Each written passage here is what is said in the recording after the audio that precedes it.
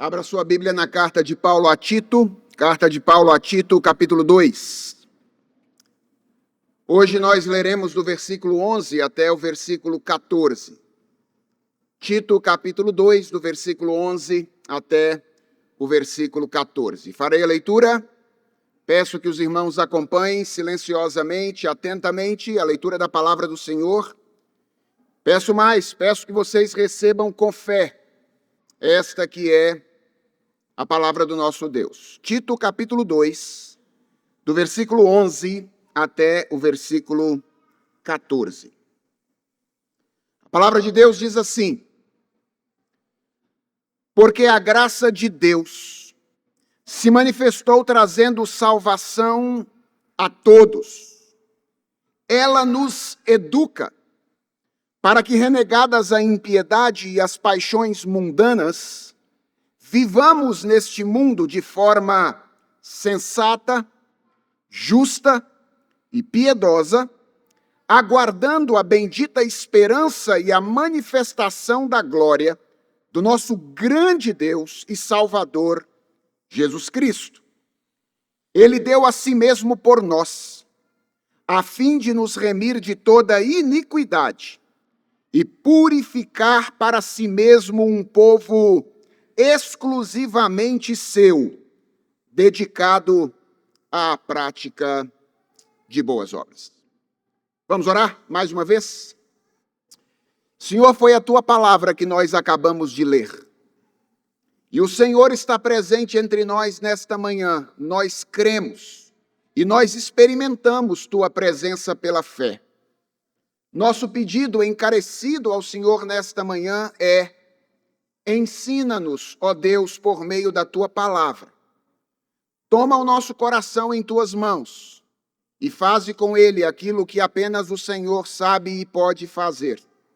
Transforma-nos à imagem de Jesus Cristo, o teu Filho, na medida em que nós falamos e ouvimos da palavra do Senhor. É a nossa oração feita em nome de Jesus. Amém. Irmãos, saber o que se deve fazer e decidir pelo que se deve fazer é muito importante, mas não é suficiente. Sabe qual é a maior prova disso? É a academia no começo do ano. Todo janeiro, milhares de pessoas que aprenderam sobre o valor de uma vida saudável decidem se matricular. Elas começam, chega fevereiro e as academias ficam vazias de novo. O problema não é falta de informação, nem falta de vontade. No dia 1º de janeiro, a vontade era a mais sincera do mundo. O problema é a falta de alguma coisa que sustenta a vontade depois que aquele primeiro entusiasmo passa. O problema é a falta de algo que eduque os desejos, não apenas de algo que informe os nossos desejos. Com a vida cristã é a mesma coisa. Nós sabemos o que é ser uma igreja saudável, homens equilibrados, mulheres sábias, discipuladoras, jovens criteriosos, servos que testemunham com as suas palavras e comportamento, e nós queremos ser isso. Mas quando o domingo passa e nós voltamos para o mundo real, o nosso coração se encontra com estímulos contrários no mundo que minam o nosso vigor espiritual e acabam nos levando para outra direção.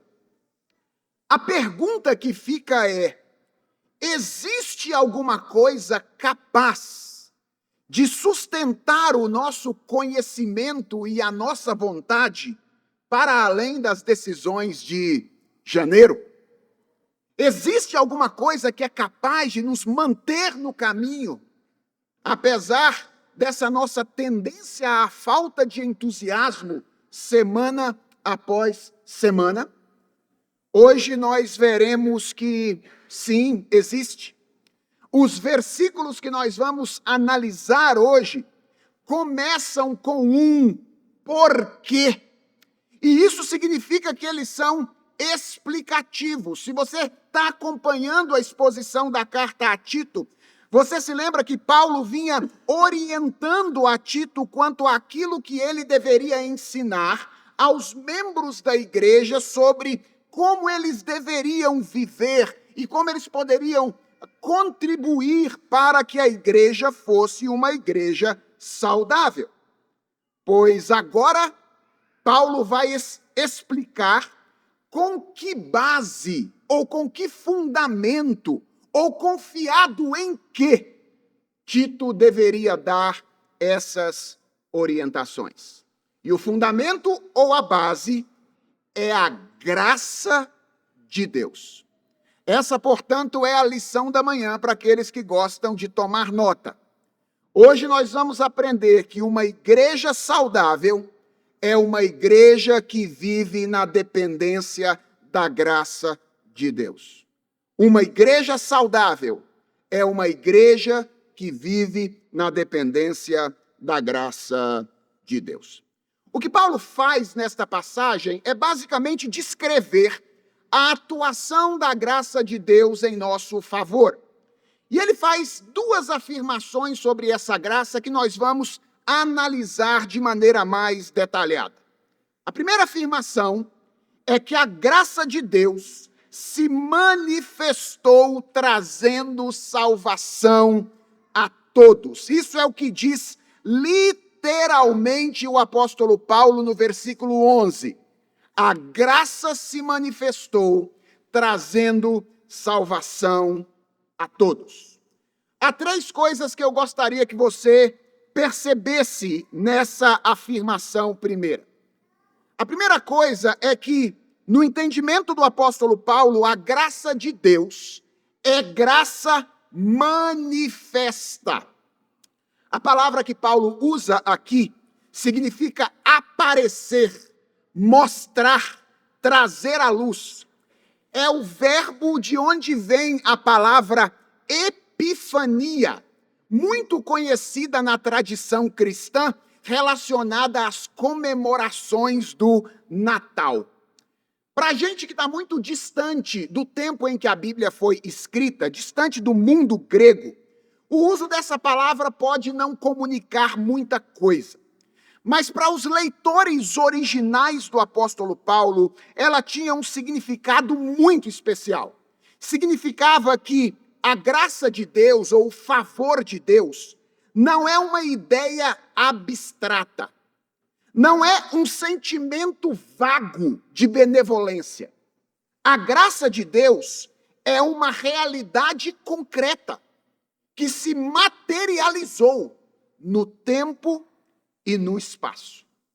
Tudo indica que essa é uma referência à encarnação de Jesus Cristo.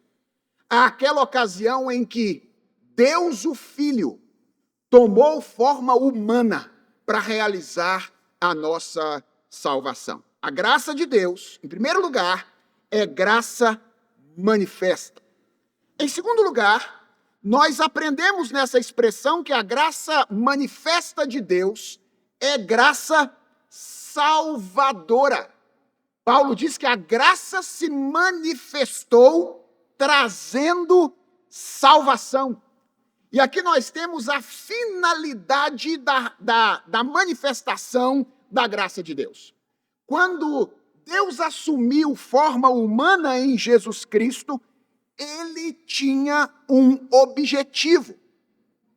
Esse objetivo é apresentado de forma resumida no versículo 11, trazer salvação, mas ele é detalhado no versículo 14, onde o apóstolo Paulo diz assim: ele deu a si mesmo por nós, a fim de nos remir de toda iniquidade e purificar para si mesmo um povo exclusivamente seu, dedicado às boas obras.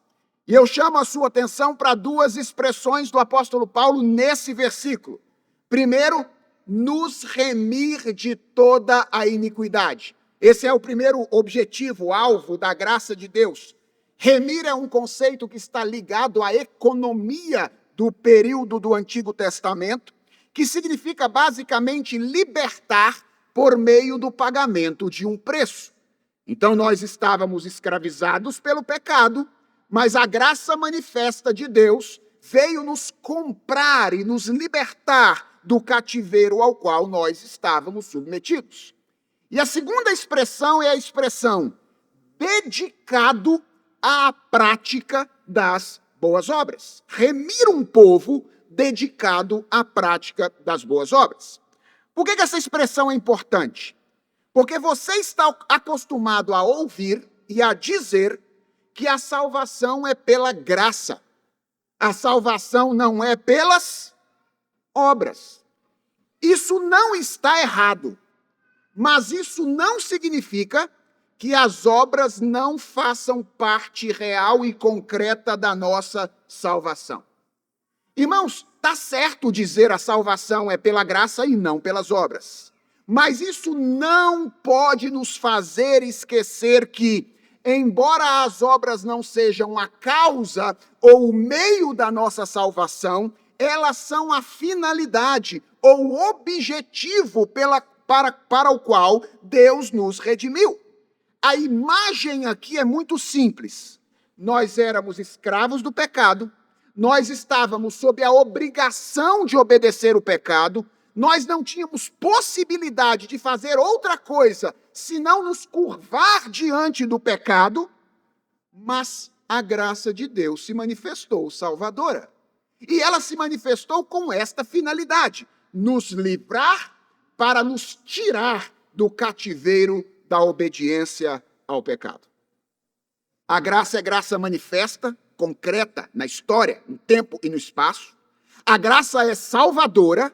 E, em terceiro lugar, a graça manifesta de Deus é graça indistinta. Paulo diz que ela se manifestou, atenção à expressão, trazendo salvação a todos.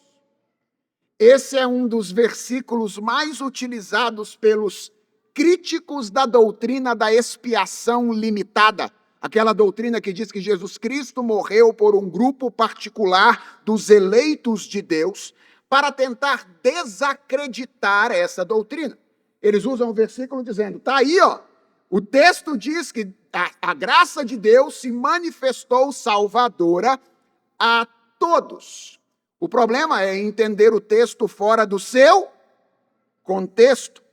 Tito está aqui sendo orientado pelo apóstolo Paulo quanto à maneira como ele deveria orientar diferentes classes de pessoas.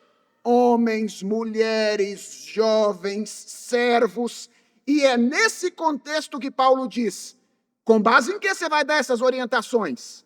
Com base no fato de que a graça de Deus se manifestou salvadora a todos. Todos quem? Não todos sem exceção, cada pessoa que existe no mundo, mas todos sem distinção. Homens, mulheres, jovens, senhores, escravos, sobre todos eles a graça de Deus se manifestou salvadora. Não interessa quem você seja, o tipo de pessoa que você seja. O que Paulo está dizendo é que a graça de Deus se manifestou salvadora sobre todo tipo de gente.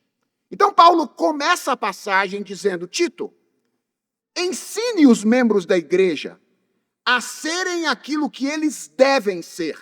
Ensine-os a ter uma espiritualidade saudável, independentemente da classe de pessoas à qual eles pertençam. Por quê? E a primeira razão é, porque a graça de Deus se manifestou salvadora a todos. Irmãos, nós calvinistas, nós somos muito frequentemente conhecidos pelo nosso pessimismo em relação ao ser humano. E, de fato, esse é um traço da nossa teologia. Nenhuma corrente teológica levou tão a sério os efeitos da queda em pecado sobre o homem quanto o calvinismo. Nós somos o povo, o grupo teológico da doutrina da depravação total. Nós acreditamos que o pecado estragou o ser humano por completo. Seguindo a Bíblia, por exemplo, em Efésios capítulo 2, nós dizemos que o homem natural é escravo da carne, escravo de Satanás e escravo do mundo. Nós dizemos que o homem natural, ele é dominado por suas paixões, oprimido pelos demônios, convencido pela mentalidade mundana. Tudo isso é parte da nossa teologia e o resultado disso é que o homem natural não pode deixar de pecar. Ele é incapaz de fazer a vontade de Deus. Isso é calvinismo. Mas isso não é o calvinismo inteiro. E às vezes nós nos esquecemos disso. Porque esse não é todo o ensino bíblico.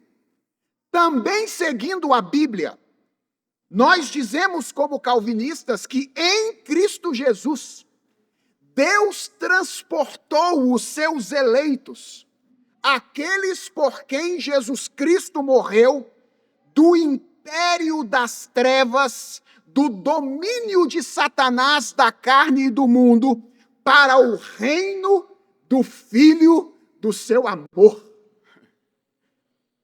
E isso não é uma história de faz de conta.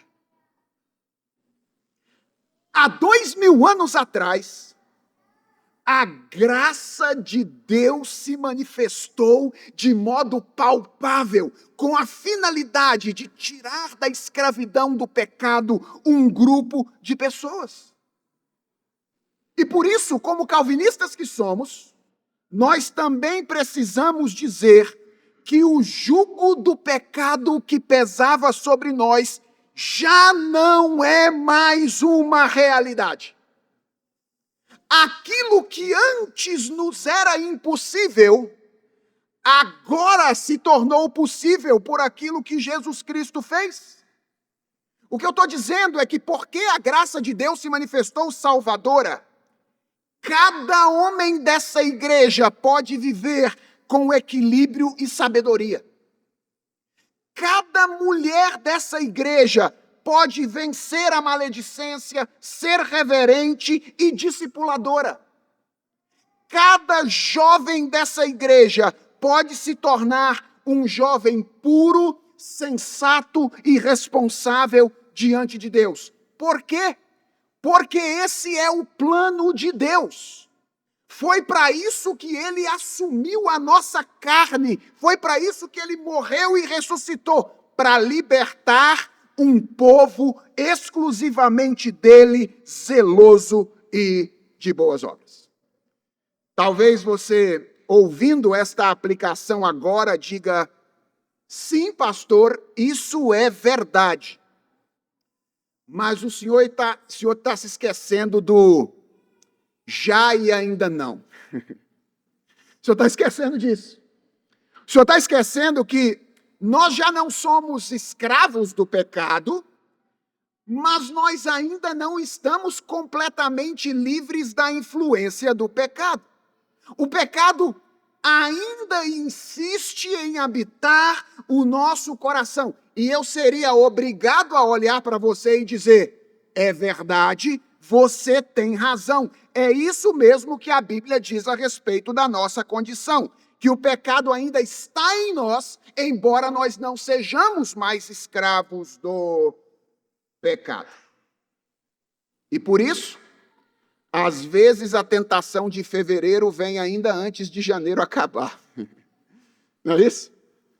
Às vezes a tentação da quinta-feira, quando a gente já está um pouquinho mais distante do culto dominical, chega na segunda ou na terça.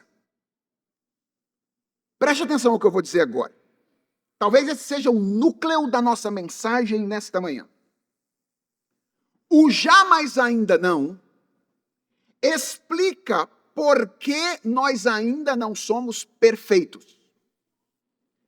Mas ele não pode justificar a nossa estagnação ou a nossa falta de crescimento espiritual.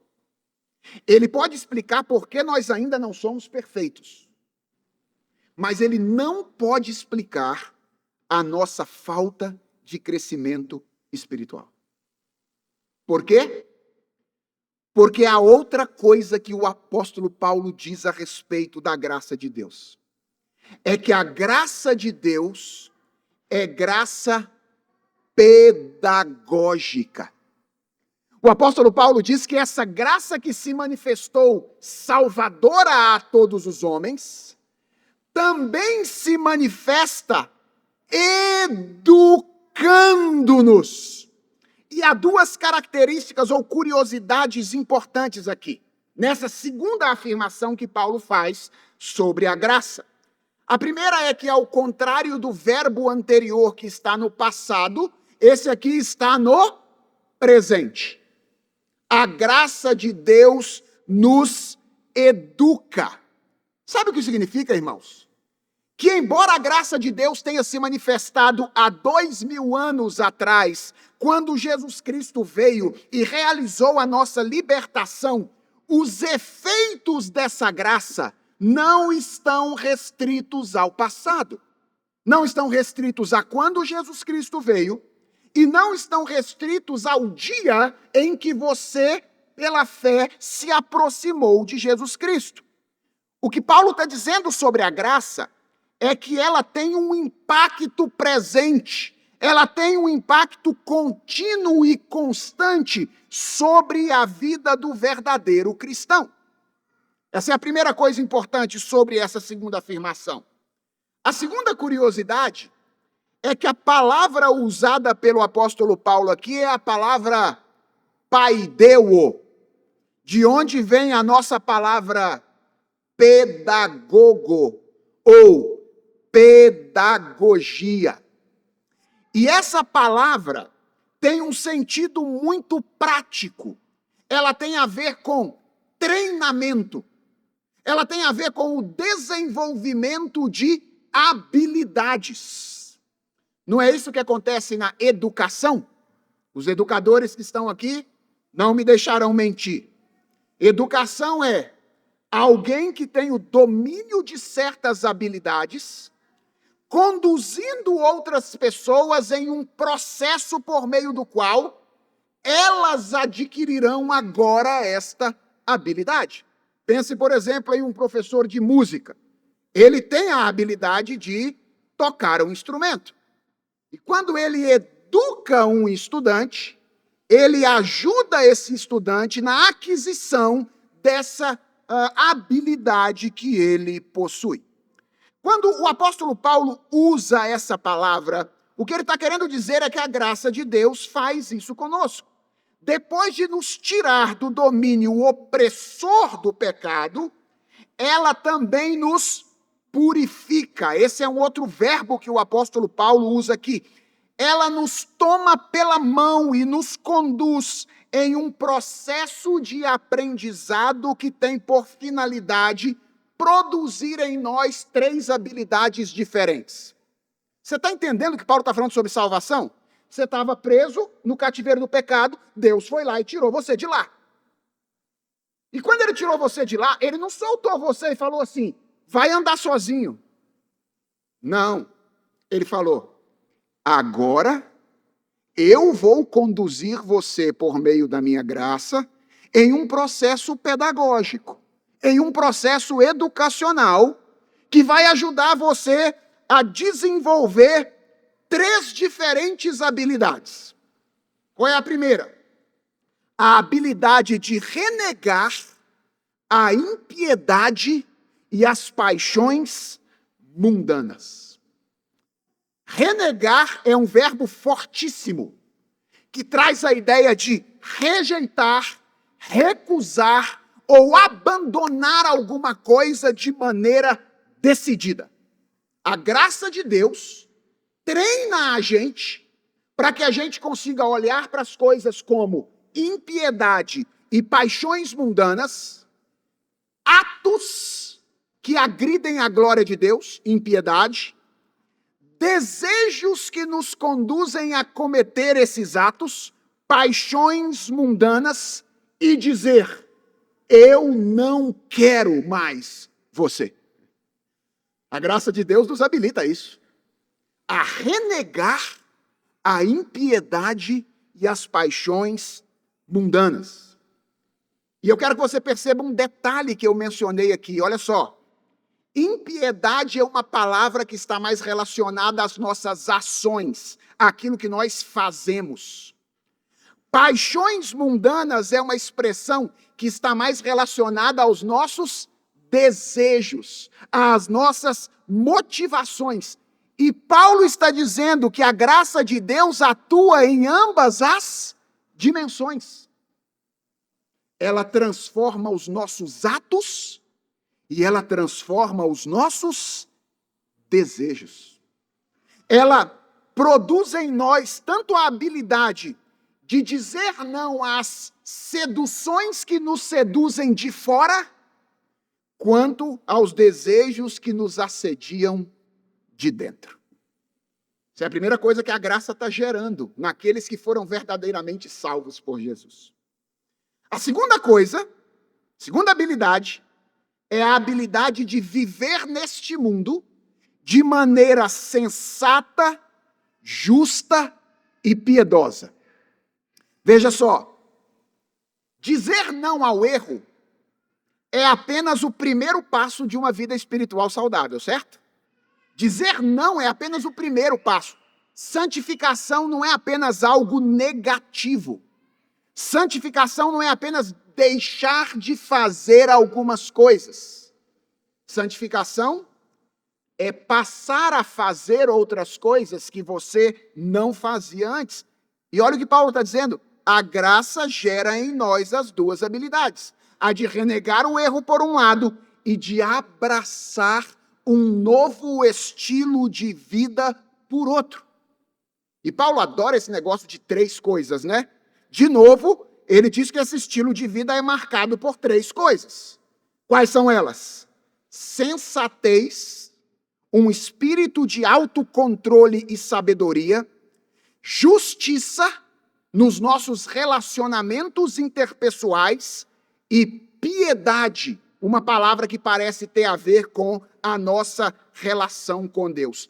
Paulo está sempre construindo ideias para apontar para a integralidade da nossa existência.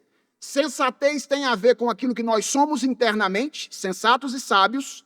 Justiça tem a ver com a maneira como nos relacionamos com as outras pessoas, sermos justos no relacionamento com os outros. E piedade tem a ver com o nosso relacionamento com Deus.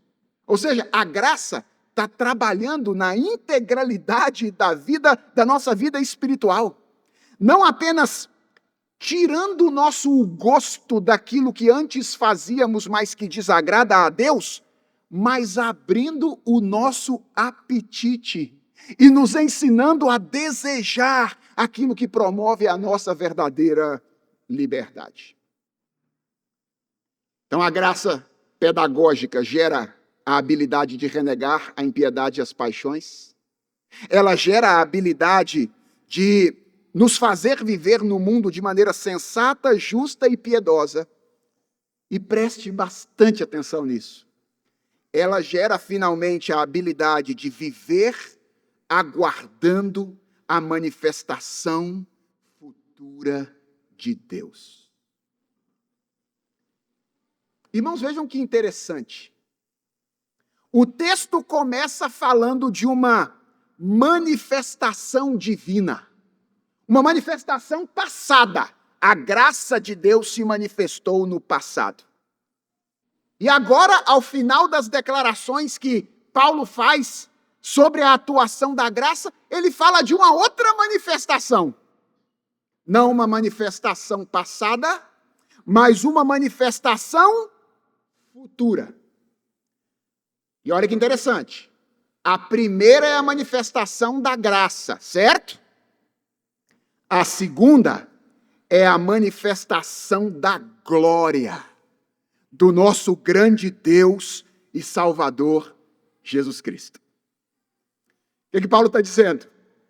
Que aquele que se manifestou em fraqueza para a salvação da humanidade, um dia se manifestará em glória para governar sobre a humanidade.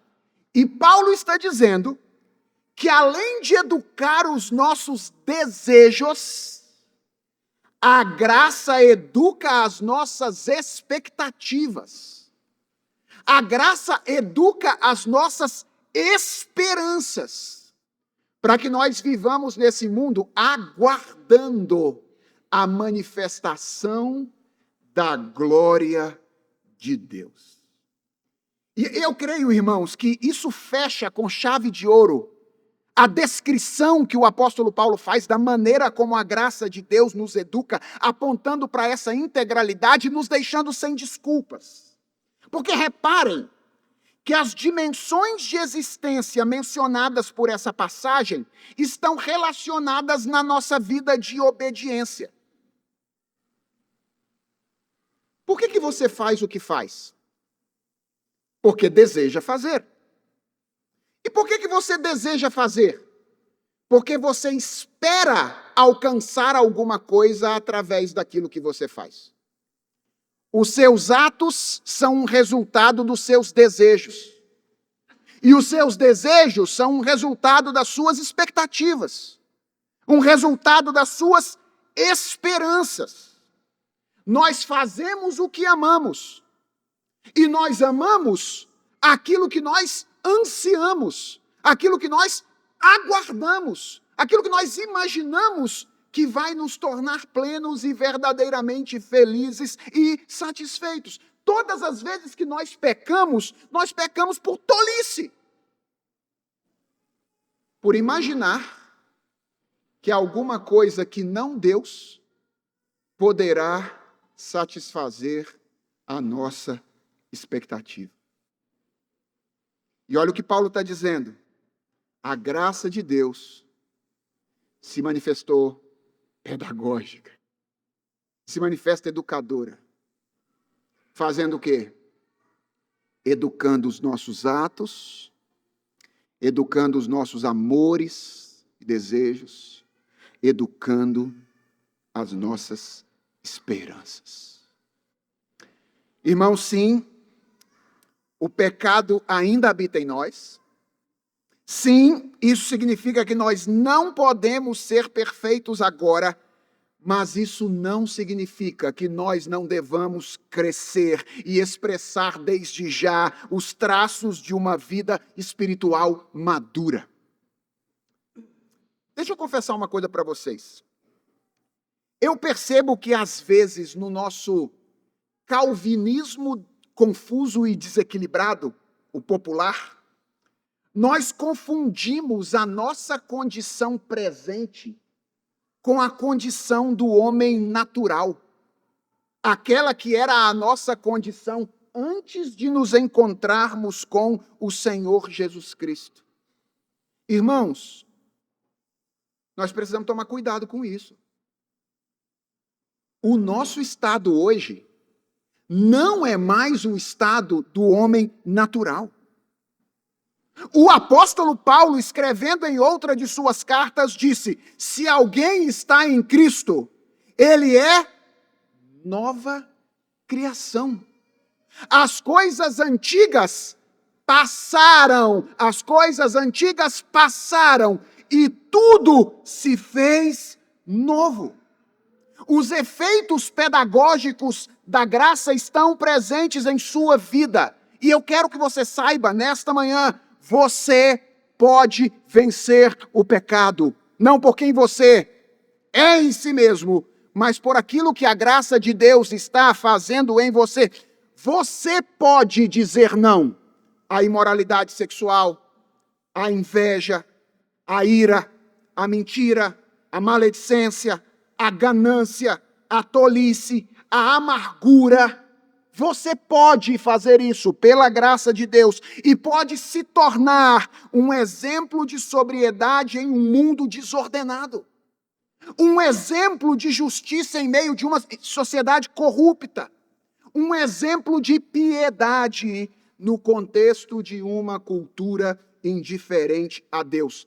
Você pode contribuir para que a sua igreja seja uma igreja saudável, porque a graça de Deus se manifestou no passado por você e ela continua se manifestando salvadora e educadora em sua vida ao longo dela. A pergunta central da manhã é: você está vivendo na dependência dessa graça? Essa é a pergunta. Você está vivendo na dependência dessa graça? E para ajudar você numa avaliação e até na implementação disso daqui para frente, deixa eu dar para você 3 dicas do que significa viver na dependência da graça. Primeiro, viver na dependência da graça significa confiar de todo o coração na obra de Jesus. Eu vou repetir, porque tem coisas básicas que precisam ser repetidas. Viver na dependência da graça é confiar de todo o coração na obra de Jesus. Irmãos, isso parece fácil, mas é muito mais difícil do que parece. Nós estamos sempre imaginando o que depende de nós. Sempre. Nós estamos sempre imaginando que nós precisamos fazer a nossa parte, sem a qual Deus será incapaz de fazer a dele. Mais do que isso, nós estamos sempre desejando que dependa de nós para que nós tenhamos um espaço de protagonismo.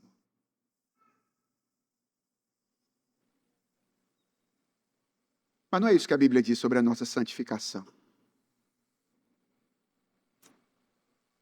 O que a Bíblia diz é que sim, nós estamos ativamente envolvidos nela, mas envolvimento e dependência são coisas diferentes.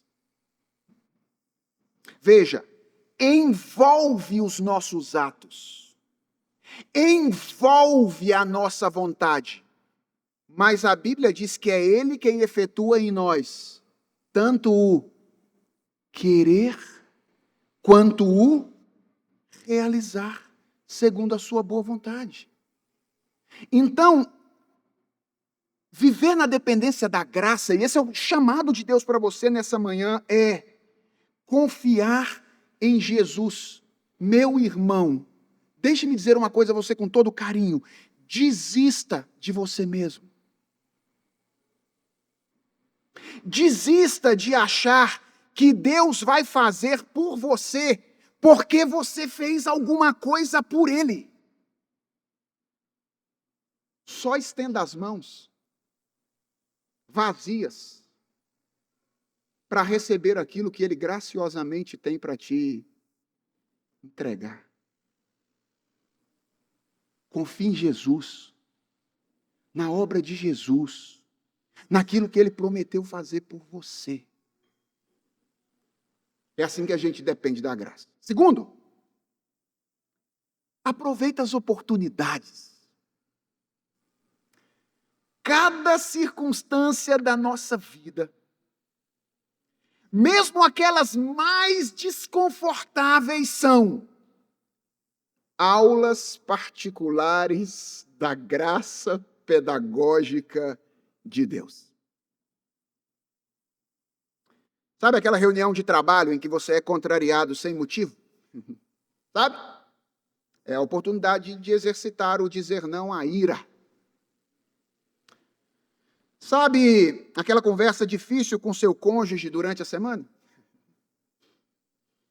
É a oportunidade de praticar a justiça ao invés de defender os seus próprios interesses a qualquer custo.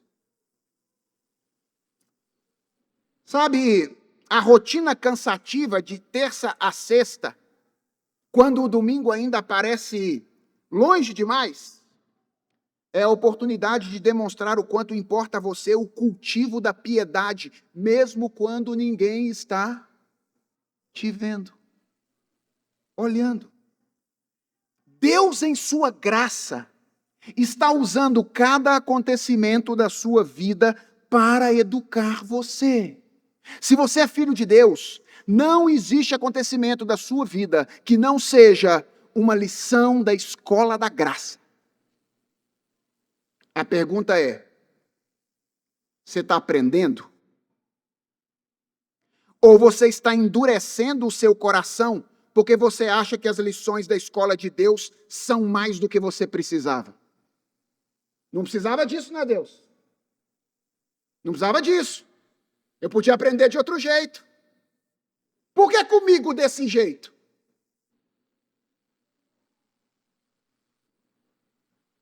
Aprenda com a escola de Deus. Quando vier o desejo de discutir com Deus no meio das lições, lembra da orientação de Davi no Salmo 32, versículo 9? Não sejais como o cavalo ou a mula sem entendimento, os quais com freios e cabrestos são dominados. Seja humilde. Aprenda as lições que Deus está te dando. E testemunhe aquilo que a graça de Deus continue fazendo na sua vida. Então, primeiro, confie de todo o coração em Jesus. Aproveite as oportunidades. E por último, desenvolva uma imaginação redimida. Talvez você nunca tenha pensado que a vida cristã envolva imaginação.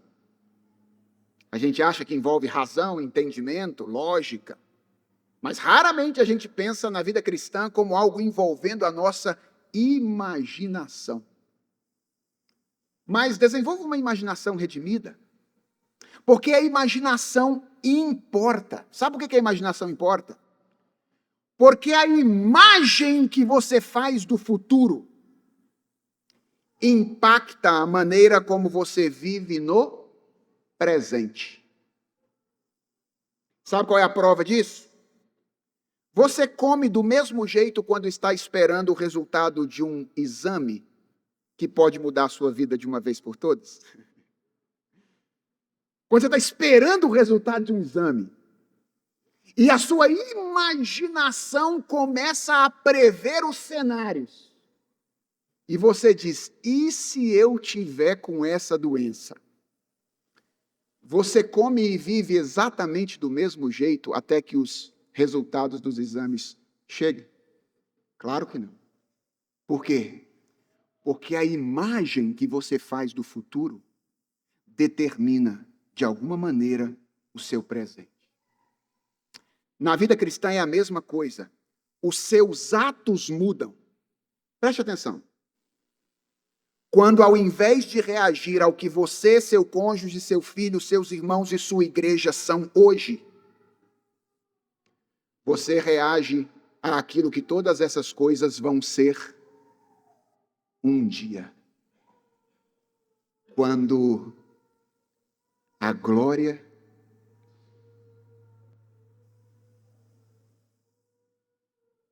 efeitos especiais da glória.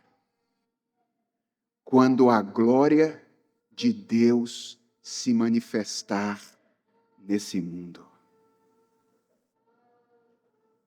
Já pensou em como isso poderia mudar os nossos relacionamentos?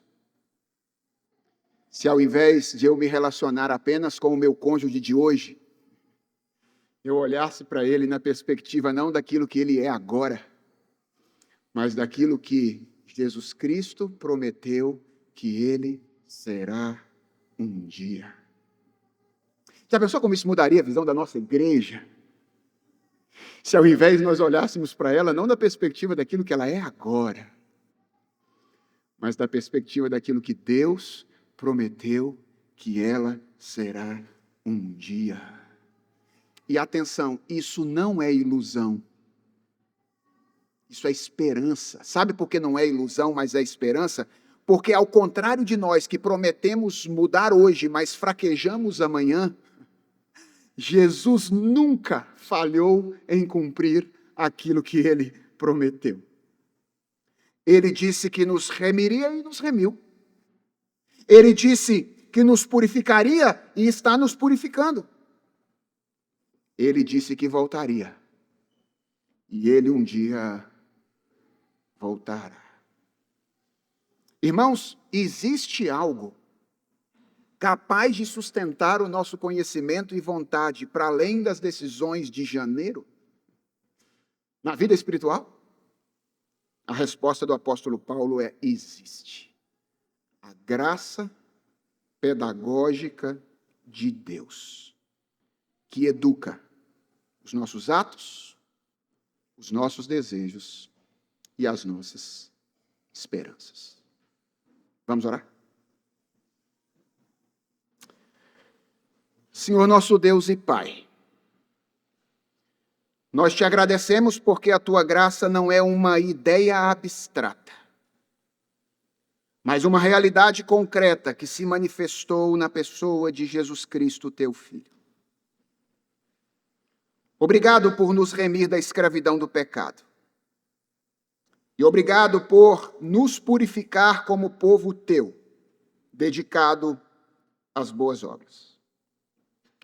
Senhor, nós reconhecemos que nós ainda lutamos contra a impiedade e as paixões deste mundo. E que muitas vezes as nossas decisões de hoje não resistem ao amanhã. Mas nós confiamos em tua graça. E pedimos que ela continue nos educando, ensinando-nos a dizer não ao que nos escraviza, e sim ao que nos aproxima de ti. Dá-nos sensatez e sabedoria no trato com o mundo, dá-nos justiça no trato com o próximo, dá-nos piedade no nosso relacionamento contigo. E, Senhor, educa também a nossa esperança, para que vivamos como quem aguarda a manifestação gloriosa de Jesus, nosso grande Deus e Salvador. E que isso impacte, isso mude de maneira significativa a maneira como vivemos aqui e agora. É no nome dele, que veio e virá, que nós oramos hoje e eternamente. Amém.